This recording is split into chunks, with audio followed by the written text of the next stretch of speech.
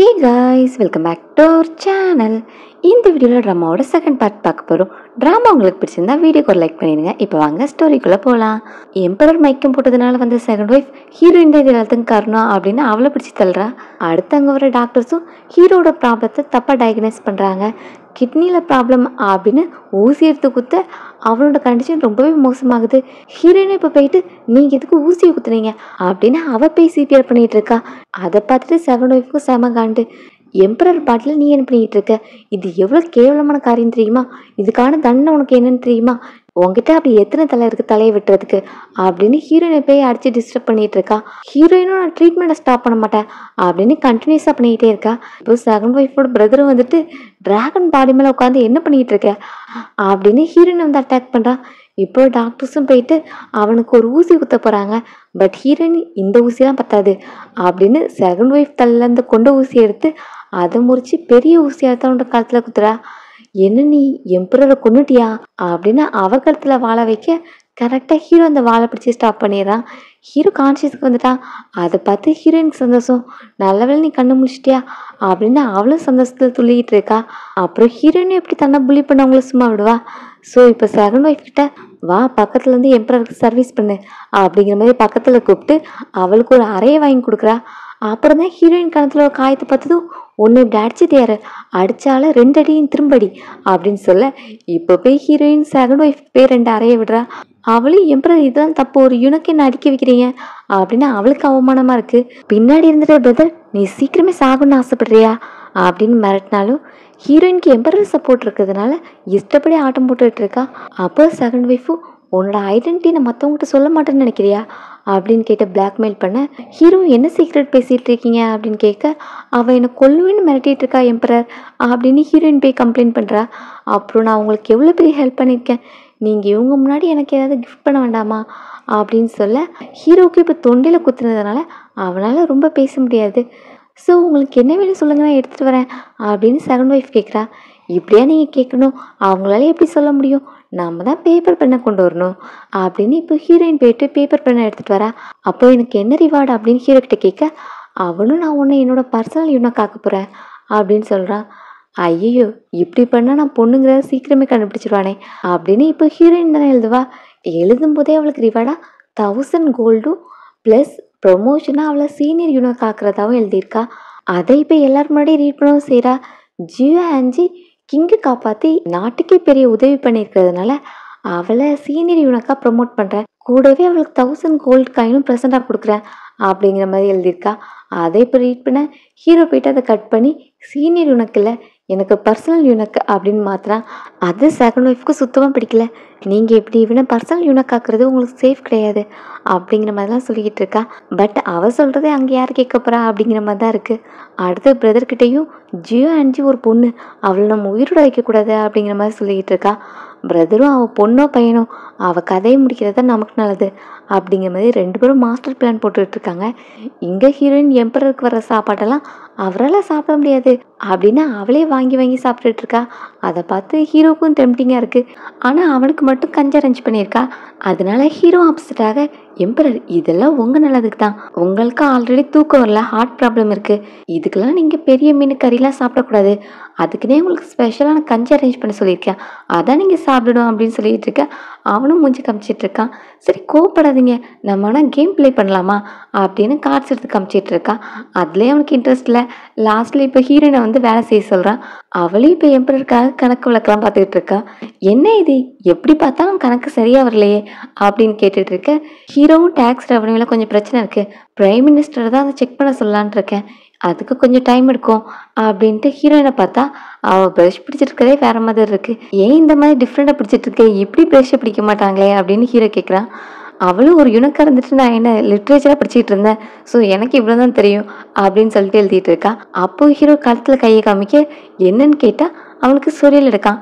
சரி அப்போ சொரிஞ்சிக்கோன்னு சொன்னால் இல்லை நான் சொரிய மாட்டேன், நீ தான் வந்து பண்ணணும் அப்படின்னு சொல்லி இப்போ ஹீரோயினும் ப்ரஷ் எடுத்துகிட்டு வந்து சொரிய போகிறா. உனக்கு எவ்வளோ தைரியம், என் ஃபேஸில் ப்ரஷ்ஷை வைக்க போறியா, ஒழுங்காக நல்ல ஐடியாவை யோசி, என் ஃபேஸில் அவன் கைப்படாமல் இது சரி பண்ணணும் அப்படின்னு சொல்லிட்டு இருக்க.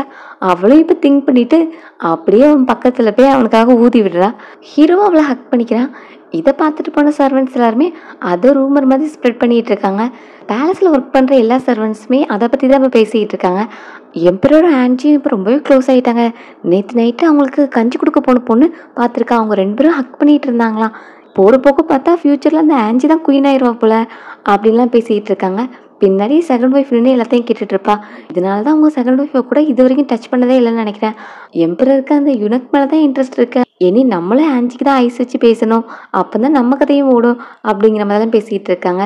இப்போ செகண்ட் ஒய்ஃபை பார்த்ததும் பயந்து போய் நிற்க, அவளும் என்ன ஒரு வார்த்தை பேசுறீங்க வாயை கிழிச்சிருவேன் அப்படின்னு சொல்லிட்டு போகிறா. பிளானை சீக்கிரமே எக்ஸிக்யூட் பண்ணணும் அப்படின்ட்டு எம்பரர் பார்க்க போனால் அங்கே எம்பரரும் ஆன்ஜி உட்காந்து ப்ளே பண்ணிகிட்டு இருக்காங்க. அதில் ஆன்ஜி தான் ஃபுல்லாக வின் பண்ணியிருப்பா போல். அதனால எம்பரர் ஃபேஸ் ஃபுல்லாக பேப்பர்ஸாக இருக்குது. இப்போவும் 2 பேரும் ஜாலியாக ப்ளே பண்ணிகிட்டு இருக்காங்க. இதெல்லாம் பார்த்துட்டு செகண்ட் ஒய்ஃபுக்கு கிடப்பா இருக்குது.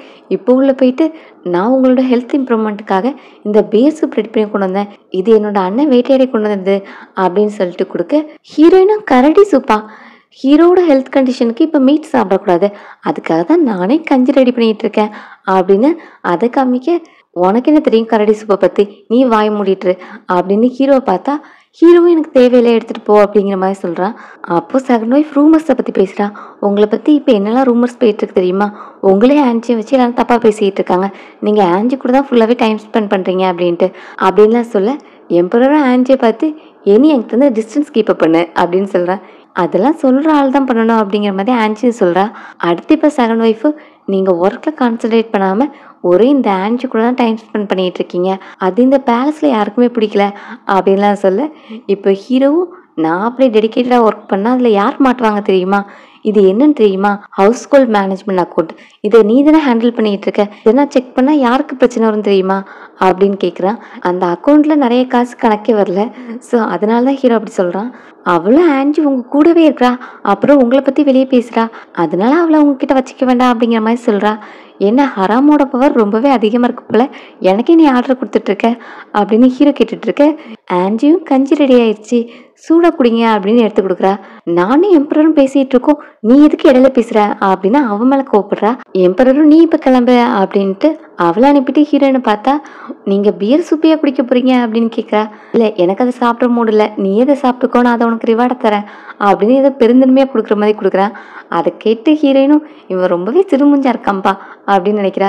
என்ன திங்க் பண்ணிட்டு இருக்கேன், நான் உங்ககிட்ட டேக்ஸை கூட பார்க்க சொன்னல அப்படின்னு கேட்க, அவளும் நான் செக் பண்ணேன், ரீசெண்ட் இயர்ஸாக ஃபுல்லாகவே நிறைய அமௌண்ட் கணக்கில் வராமல் இருக்குது, அதில் எல்லா லெவலில் உள்ள ஆஃபீஸர்ஸுமே இன்வால்வ் ஆகியிருக்காங்க அப்படின்னு சொல்ல, நான் ஆல்ரெடி கெஸ் பண்ணது தான், ஒரே ஆளால் எப்படி எல்லா மணியும் ஒழுங்க முடியும், இது எல்லாத்துக்கும் பின்னாடி ஒரு பெரிய முதல்ல இருக்கும்ல, அதுதான் நான் பிடிக்கணும், சரி இப்போ வந்து எனக்கு மசாஜ் பண்ணிவிட அப்படின்னு சொல்ல, நீங்கள் தானே சொன்னீங்க நான் உங்ககிட்ட டிஸ்டன்ஸ் கீப் பண்ணணுன்னு அப்படின்னு ஆன்ஜி கேட்க, இன்னைக்கு நான் யாரும் ரூம்குள்ளே வரக்கூடாதுன்னு சொல்லியிருக்கேன், அதனால வந்து பண்ணி விடுமா அப்படின்னு மசாஜ் பண்ண சொல்கிறான். ஹீரோயினும் இப்போ போயிட்டு மசாஜ் பண்ணி விட்டுட்டு இருக்கா. அப்போ பார்த்தா அண்ணனும் தங்கச்சி வராங்க. என்னன்னா மறுபடியும் ஹீரோயினை மாட்டி விடுறதுக்கு தான். எம்பரரும் நான் தான் இன்னைக்கு ரூம்குள்ளே யாரும் வரக்கூடாதுன்னு சொல்லியிருக்கேன்ல அப்படின்னு சொல்ல, இந்த ஆன்ஜியை பற்றி உங்கள்கிட்ட உண்மையை சொல்கிறது தான், இந்த ஆன்ஜி உங்கள் பேலஸ்லேருந்து சில்வர்லாம் திருடிட்டு போயிருக்கா அப்படின்ட்டு ஒரு பாக்ஸ் நிறைய சில்வரை கொண்டு வந்து காமிக்கிறாங்க. ஹீரோயின் இது என்னோடது கிடையாதுன்னு சொல்கிறா. இவ ஒரு சர்வெண்ட் கூட ஓடி போகிறதுக்கு பிளான் பண்ணியிருக்கா அப்படின்னு சொல்லிட்டு இப்போ ஒரு சர்வெண்ட்டையும் கூப்பிட்டு வராங்க. அந்த பொண்ணுக்கிட்ட என்ன மேட்டர்ன்னு கேட்டால், ஆன்ஜி தான் இந்த சில்வர்லாம் என்கிட்ட கொண்டு வந்து மறைச்சி வைக்க சொன்னா, உங்களை மசாஜ் பண்ணி தூங்க வச்ச பிறகு இவ தான் பேலஸ்லேருந்து இது எல்லாத்தையும் எடுத்துகிட்டு வந்தா, என்கிட்ட இன்னைக்கு உங்களை தூங்க வச்சுட்டு நம்ம 2 பேரும் பேலஸ் விட்டு ஓடி போயிடலாம், இந்த காசு நமக்கு தான் அப்படின்னு சொன்னா அப்படின்லாம் சொல்ல, ஹீரோயினே இவங்க என்ன மாட்டி விடுறதுக்கு பார்க்குறாங்க. நான் இந்த பொண்ணுகிட்டலாம் பேசுனதே கிடையாது, அப்புறம் இந்த சில்வர்லாம் நான் இப்போ உங்கள்கிட்ட தந்தேன் அப்படின்னு கேட்க, எம்பரர் முன்னாடி போய் சொல்லாத, இவ தான் என்கிட்ட தந்தா எம்பரர், அப்புறம் உங்க கூட ஃபூல் பண்ணிக்கிட்டு இருக்கா, எல்லாம் மணிக்காக தான் பண்ணா அப்படின்லாம் சொல்ல, எம்பரரும் ஆன்டிக்கு பனிஷ்மெண்ட் கொடுக்க சொல்லிட்டு கிளம்புறாரு. வசமாக மாட்டினியா, உனக்கு இருக்குடி, உன் கதையெல்லாம் மொத்தமாக முடிக்க மாட்டேன், கொஞ்சம் கொஞ்சமாக உன்னை சித்திரவதை பண்ணணும் அப்படின்லாம் இப்போ செகண்ட் ஒய்ஃப் பேசிகிட்டு இருக்கா. அடுத்த ஆட்களை கூப்பிட்டு டார்ச்சர் ஸ்டார்ட் பண்ண போகிறா. அந்த டைம் எம்பரர் ரிட்டர்ன் வரா. என்ன எம்பரர் மறுபடியும் வந்திருக்கீங்க அப்படின்னு கேட்க, இப்போ எம்பரர் அந்த சர்வெண்ட்டை பார்த்து, நீ ஆன்ஜி இந்த சில்வர் திருடுனான்னு சொல்கிறல்ல, அப்போ இதை அவளே கொண்டு போக வேண்டியதானே, எதுக்காக ஒன்று கூட்டு போகணும் அப்படின்னு கேட்க, அவளும் என்ன சொல்கிறதுன்னு தெரியாமல், ஆன்ஜினை லைக் பண்ணுறதா சொன்னான், அவன் டெய்லி என் கூட தான் சாப்பிடுவான், அதனால எல்லாத்தையும் என் கூட ஷேர் பண்ணிக்கிறேன்னு சொன்னான் அப்படின்னு சொல்ல, இது சுத்தமான பொய்ங்கிறது தெரியுது, ஏன்னா ஃபுல் டே அவன் எம்பரர் கூட தான் உட்காந்துட்டு இருப்பான். ஸோ இப்போ சர்வெண்ட்டை கொண்டு போய் தண்டனை கொடுக்க சொல்கிறாங்க. இந்த ட்விஸ்ட்டை யாருமே எதிர்பார்க்கல. அப்புறம் செகண்ட் ஒய்ஃப் தானே இது எல்லாத்தையும் பிளான் பண்ணது, ஸோ அவளுக்கு ஆரம்பிழுது பிரதர் கிட்ட இனி உன் தங்கச்சி நீ நல்லா பார்த்துக்கோ, நான் அவளை இப்போ ப்ரமோட் பண்ணியிருக்கேன், இனி அவன் என் பேலஸ் பக்கத்துலேயே வரக்கூடாது அப்படின்னு திட்டிட்டு அடுத்து ஹீரோயினை தூக்கிட்டு போகிறான். என்ன எம்பரர் என்னை கீழே விடுங்க, எல்லாரும் பார்த்துட்டு இருக்காங்க அப்படின்னு சொல்ல, ஒன்று அவங்க டார்ச்சர் பண்ணாங்கல்ல, அதனால நான் டாக்டர்கிட்ட ஒன்று செக்கப்காக கூப்பிட்டு போகிறேன் அப்படின்னு தூக்கிட்டு போகிறான். அதெல்லாம் இல்லை, அவங்க என்னை எதுவுமே பண்ணல அப்படின்னு ஹீரோயின் சொல்லிக்கிட்டு இருக்கா. ஆக்சுவலி ஹீரோக்கு அந்த தண்ணியில் பார்த்த பொண்ணு இவளாக இருக்குமோன்னு சந்தேகம் இருக்குது. ஸோ இவ பொண்ணா அப்படிங்கிறது தெரிஞ்சுக்கிறதுக்காக தான் தூக்கிட்டு போகிறான். அதை பார்த்துட்டு சர்வன்ஸ் எல்லாருமே போயிட்டு இருக்க காசிப் உண்மைதான் போலயே, எம்பரருக்கு ஆன்ஜி தான் ரொம்ப பிடிச்சிருக்கு அப்படிலாம் பேசிட்டு போகிறாங்க. ப்ரமோட் பண்ணதுனால அவளுக்கு கொஞ்சம் பயமாக இருக்குது.